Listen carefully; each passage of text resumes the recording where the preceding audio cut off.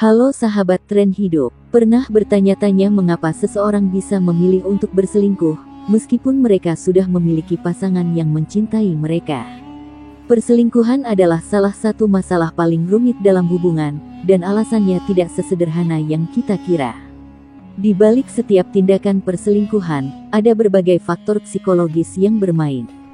Mari kita bahas lebih dalam tentang psikologi di balik perselingkuhan dan apa yang sebenarnya memotivasi orang untuk melakukannya. 1. Kehilangan koneksi emosional. Salah satu alasan utama orang berselingkuh adalah hilangnya koneksi emosional dengan pasangannya. Hubungan yang dulunya penuh cinta dan kedekatan bisa berubah dingin dan terpisah akibat jarangnya komunikasi yang mendalam. Ketika seseorang merasa tidak lagi didengar, dihargai, atau dipahami, mereka mungkin mencari orang lain yang mampu memberikan perhatian dan pengakuan. Psikologi di baliknya, perselingkuhan terjadi karena kebutuhan dasar manusia untuk merasa terhubung secara emosional dengan orang lain. Ketika kebutuhan ini tidak terpenuhi dalam hubungan utama, mereka mencari tempat lain untuk mendapatkan validasi emosional. 2. Kehilangan ketertarikan fisik atau seksual seiring waktu. Hasrat fisik dan daya tarik seksual dalam hubungan bisa berkurang. Kurangnya ketertarikan seksual bisa membuat seseorang merasa kurang diinginkan atau kurang dicintai oleh pasangannya. Ini bisa menyebabkan mereka mencari kepuasan fisik di luar hubungan. Psikologi di baliknya, dalam psikologi, keintiman fisik merupakan elemen penting dalam sebuah hubungan.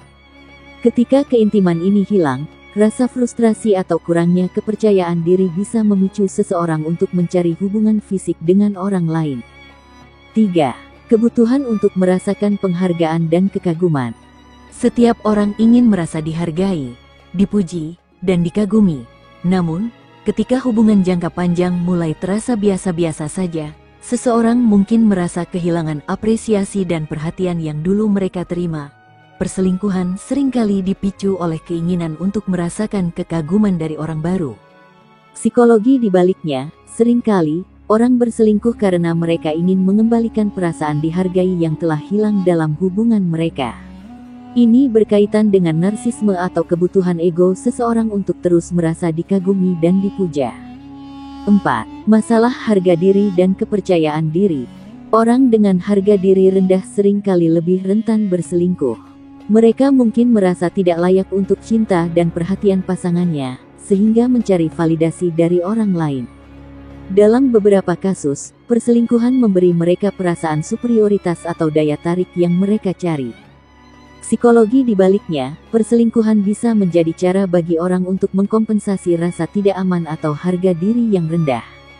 Mereka merasa lebih berharga saat menarik perhatian orang lain. 5. Mencari sensasi dan petualangan baru. Bagi sebagian orang, berselingkuh adalah tentang mencari sensasi baru.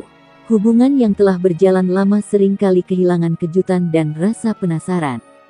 Petualangan dan risiko dari hubungan terlarang bisa menjadi hal yang menggoda. Psikologi di baliknya, seringkali, perselingkuhan ini terkait dengan keinginan untuk keluar dari kebosanan dan rutinitas sehari-hari. Orang yang cenderung impulsif atau suka tantangan lebih mungkin melakukan perselingkuhan untuk merasakan adrenalin. 6. Masalah dalam komitmen dan keterikatan. Beberapa orang mungkin memiliki masalah dalam hal komitmen atau keterikatan yang mendalam. Meskipun secara rasional mereka mengerti pentingnya kesetiaan, mereka mungkin merasa sulit untuk benar-benar terikat pada satu pasangan. Ini bisa dipicu oleh trauma masa lalu atau ketakutan akan kehilangan kebebasan.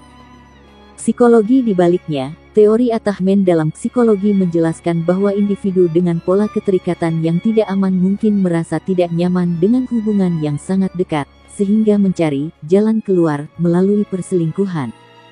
7. Balas dendam atau kekesalan yang mendalam. Dalam beberapa kasus, perselingkuhan adalah bentuk balas dendam atau reaksi atas kekesalan yang tidak terungkap dalam hubungan.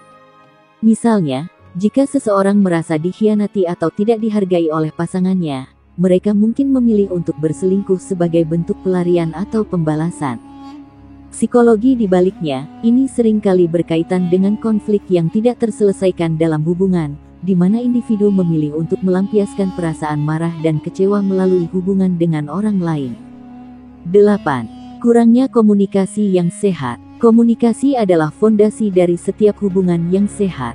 Ketika pasangan tidak lagi berkomunikasi dengan baik, masalah kecil bisa berubah menjadi besar, dan jarak emosional semakin lebar. Perselingkuhan bisa muncul karena ketidakmampuan untuk menyampaikan kebutuhan atau keinginan dengan jelas kepada pasangan. Psikologi di baliknya, komunikasi yang terputus atau kurang efektif bisa menyebabkan rasa frustrasi yang akhirnya mendorong orang untuk mencari orang lain yang lebih bisa mendengarkan atau memahami mereka. 9. Rasa tidak puas secara umum. Terkadang, perselingkuhan tidak terkait dengan masalah spesifik dalam hubungan, melainkan dengan ketidakpuasan pribadi yang lebih besar. Seseorang mungkin merasa tidak puas dengan hidupnya, pekerjaannya, atau diri sendiri, dan mereka mencari pelarian melalui hubungan di luar pernikahan.